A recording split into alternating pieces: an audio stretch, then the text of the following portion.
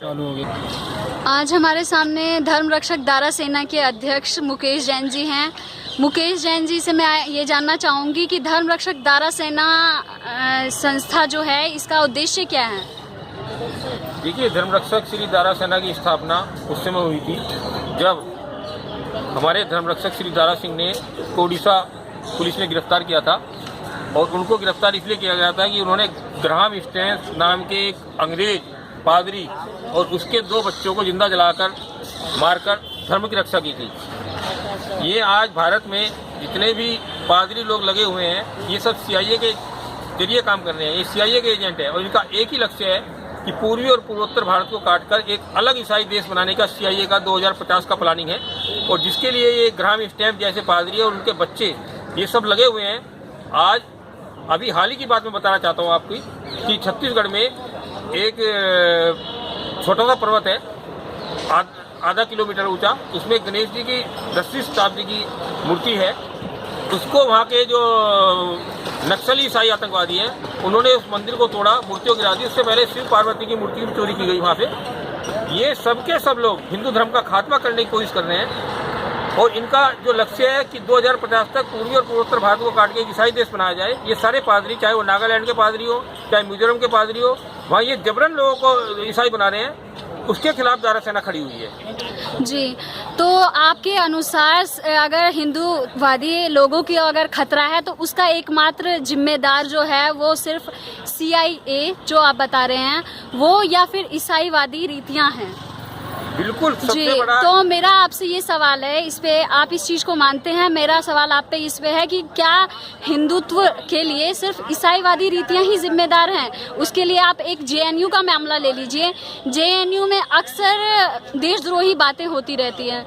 अगर JNU को अगर साफ शब्दों में ये कहा जाए कि देशद्रोही संस्था है, जैसे जवाहरलाल नेहरू यूनिवर्सिटी हटा के और उसे सिर्फ ये कहा जाए कि देशद्रोहियों की एक यूनिवर्सिटी बच गई है, अश्लीलता से लेके हर गंदी हरकतों में हमेशा ये चर्चा में बनी रहती है, तो आप उसके खिलाफ क्या बोलना चाहते हैं? क्या इन सब चीज़ों का जिम्मेदार भी ईसाई हैं? JNU के हाँ। JNU के अंदर चाहे जितने प्रोफेसर हैं और उनके छात्रों का जितना बड़ा गिरोह है, ये सब इनकी फंडिंग CIA से हो रही है। मैं आपको एक छोटा सा उदाहरण देना चाहता हूँ। विनायक सेन जैसे एक नक्सली ईसाई आतंकवादी को भारत सरकार ने गिरफ्तार किया और छत्तीसगढ़ सरकार ने उसको गिरफ्तार करके एक आजीवन कारावास की देशद्रोह में सजा दी। उसके समर्थन में JNU के बहुत बड़े प्रोफेसरों का गिरोह और छात्रों का गिरोह सक्रिय हुआ। इन सबको जितनी फंडिंग मिल रही है ये सारा JNU पूरा का पूरा CIA का गढ़ है, ईसाई मिशनरियों का गढ़ है, ईसाई आतंकवादियों का गढ़ है, नक्सली आतंकवादियों का गढ़ है। यहाँ जिस समय हमारे 76 सैनिक मारे गए थे, ईसाई आतंकवादियों ने छत्तीसगढ़ में 76 सैनिक मारे थे, उस समय भी JNU में घी के दिए जलाए गए थे और वहाँ के छात्रों ने उसका समर्थन किया था।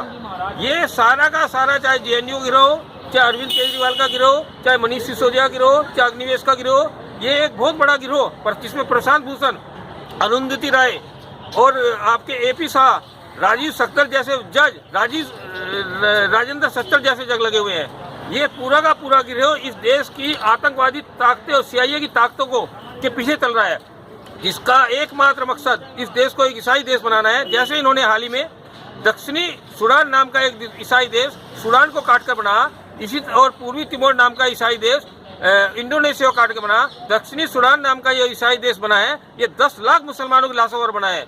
इनका एक ही लक्ष्य है, हिंदुस्तान के हिंदू और मुसलमानों को मारकर, मंदिर मस्जिदों को तोड़कर एक ईसाई देश बनाना। अभी हाल ही में असम में वहाँ के मुसलमानों को मार मार के भगाया गया बोडो ईसाई आतंकवादियों ने।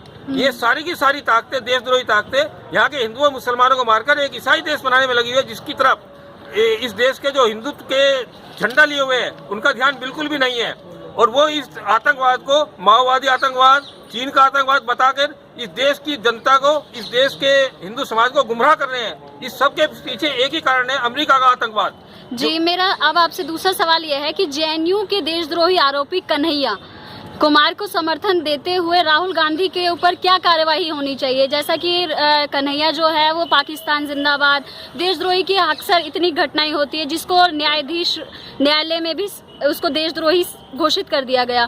उसके बावजूद राहुल गांधी कन्हैया से मिलने के लिए जाते हैं। आप उनके लिए उनके ऊपर क्या कार्यवाही होनी चाहिए? मतलब कि ये घटना आगे भी ना बढ़े। कोई हमारा नेता जिसे हम चुन रहे हैं वो खुद एक देशद्रोही से मिलने जा रहा है, तो उसके खिलाफ आप क्या कहना चाहते हैं? मिलने खाली राजीव गांधी नहीं गया, उसके समर्थन में उसके राहुल गांधी नहीं गया, उसके समर्थन में अरविंद केजरीवाल जैसा देशद्रोही भी खड़ा हुआ है। ये पूरा का पूरा एक गैंग है। आज की तारीख में आपको राहुल गांधी ने को आपने किसी मंदिर में माथा टेकते नहीं देखा, किंतु वो चर्च में, केजरीवाल को किसी मंदिर में माथा टेकते नहीं देखा, किंतु 25 दिसंबर को ये चर्च में माथा टेकने जाते हैं। सोनिया गांधी ने राहुल गांधी और प्रियंका गांधी का जो बटेरा है ये ईसाई है। इन लोगों ने ईसाइयत कबूल कर ली है। ये इस देश को एक ईसाई देश बनाने में लगे हुए हैं। कन्हैया कुमार जैसे नक्सली, आतंकवादी, देशद्रोही, ये सब कोई हिंदुत्व नहीं मानते, ये सब ईसाइयत को मानते हैं, एक ईसाइयत के अधर्म को मानते हैं और इनका एकमात्र लक्ष्य इस देश को खंडित करना है।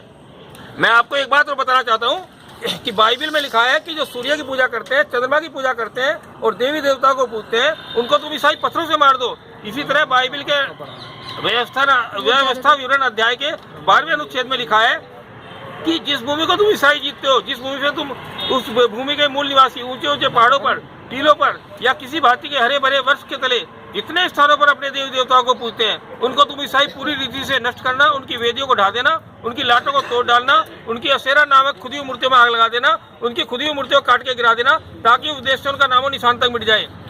ये सारी की सारी ताकतें इस देश के धर्म और संस्कृति को नष्ट करने में लगी हुई है और इन गद्दारों को जितनी जल्दी खत्म किया जाए वो तभी इस देश का भला हो सकता है। क्या कांग्रेस में ये राहुल गांधी से अच्छा कोई नेता नहीं है जिसे वो आगे बढ़ाएं? कांग्रेस तो सोनिया गांधी की गुलाम हो चुकी है और सोनिया गांधी ने जो ग्राम स्टैम्प थी उसकी विधवा गिलेंडी को पद्मश्री पुरस्कार से पुरस्कृत किया, जबकि उसका एकमात्र मकसद इस देश को नक्सलवाद फैलाना, पुरलिया में हथियार गिराने में। मैं जिसमें धर्म रक्षक दारा सिंह के साथ उड़ीसा की जेल में बंद था, तो दारा सिंह भाई ने मुझे बताया था कि ग्राम स्टैम्प के ऊपर एक फिल्म बनाई जा रही है। ग्राम स्टैम्प एक यात्रा मनोहरपुर से लेकर पुरलिया तक। ये ग्राम स्टैम्प वो हत्यारा था, वो आतंकवादी था जिसने पुरलिया में हवाई जहाज से अस्त्र गिरवाए थे। इन अस्त्र शस्त्रों को गिराने वाले किम डेवी नाम का पादरी गिरफ्तार हुआ, पीटर ब्लिच नाम का पादरी पकड़ा गया और उसको कलकत्ता के न्यायालय ने आजीवन कारावास की सजा दी। किंतु इन हत्यारों को जो उठाने वाला था वो आज तक उसका कहीं नाम नहीं। दारा भाई ने मुझे बताया था कि मैंने ग्राहम स्टैम्प नाम के इस शैतान को इसलिए मारा कि इसने हमारे सैनिकों को मारने के लिए पुरलिया में हथियार गिराए थे और उन हथियारों को उठाने की कोशिश की थी। जी, क्या आप देश को हिंदू राष्ट्र घोषित करने के पक्ष में हैं या नहीं?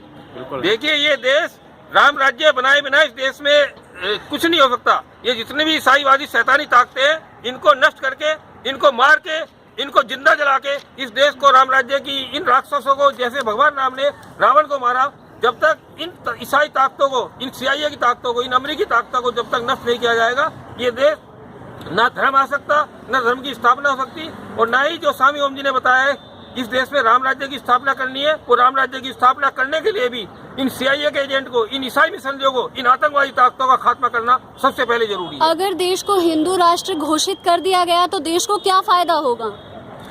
देश को धर्म की स्थापना ही हर व्यक्ति का प्रमुख लक्ष्य होता है। जब तक देश में धर्म की स्थापना नहीं होगी तब तक देश बन ही नहीं सकता है। अधर्म का वास किसी भी देश में नहीं हो सकता है। जिस देश में अधर्म का वास होता है वो देश नष्ट हो जाता है।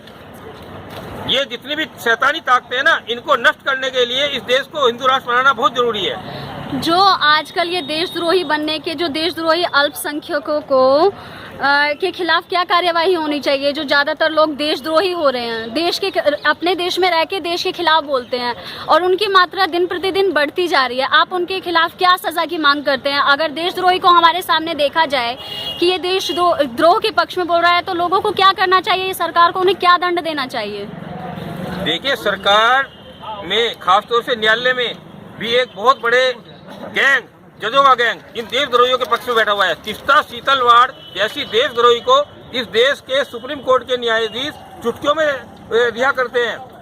कोर्ट की कार्यवाही बीच में रोककर उसको उसके ऊपर सरकार को एक्शन करने से रोकते हैं। इसी के साथ साथ तीस्ता सीतलवाड़ को फोन पर जमानत दी जाती है।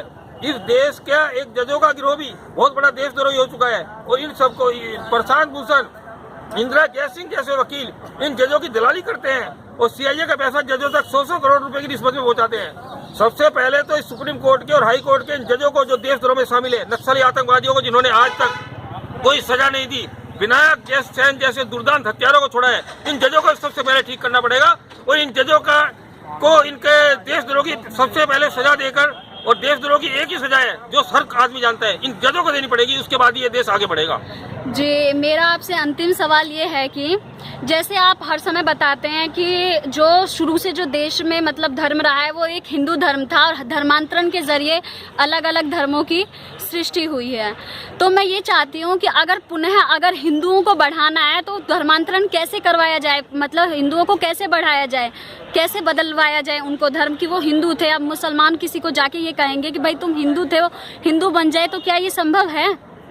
देखिए, धर्म तो केवल हिंदू धर्म है, बाकी सब तो अधर्म का जमावड़ा है और हिंदू का सबसे पहला कर्तव्य है वो अधर्म से लड़े। मनुस्मृति में भी कहा, धर्मो रक्षति रक्षितः धर्मो हतो हन्ति। धर्म की रक्षा करने से आपकी रक्षा होगी और ए हिंदुओं, यदि तुमने अधर्म का नाश नहीं किया तो तुम्हारा नाश निश्चित है। ईसाईयत एक अधर्म है। ईसा मसीह के अंदर यरूशलेम के महान राजा ने शैतान पाकर ही उसको मौत की सजा दी थी। इस अधर्म का यदि खात्मा नहीं किया तो हिंदुस्तानियों तुम्हारा गुलाम होना निश्चित है। और जिस तरह से अमेरिका के 10 करोड़ रेड इंडियन मारे गए, ऑस्ट्रेलिया के 5 करोड़ आदिवासियों को इन दुष्ट अंग्रेजों ने जिंदा जलाकर मार डाला, और हिंदुस्तानी तो बड़े बोले हैं, 12 करोड़ हिंदुस्तानियों को दुष्ट अंग्रेजों ने पूरे प्लेग फैलाकर मारा है। जब तक इन अधर्म का नाश नहीं होगा, इन अंग्रेजों का नाश नहीं होगा, हिंदुस्तान में धर्म सुरक्षित नहीं है। धन्यवाद मुकेश जैन जी। ये हमारे साथ धर्म रक्षक दारा सेना के अध्यक्ष मुकेश जैन एवं ओम जी महाराज, जो कि आजकल सेलिब्रिटी हैं, उनके साथ हमारे बातचीत के कुछ अंश। धन्यवाद।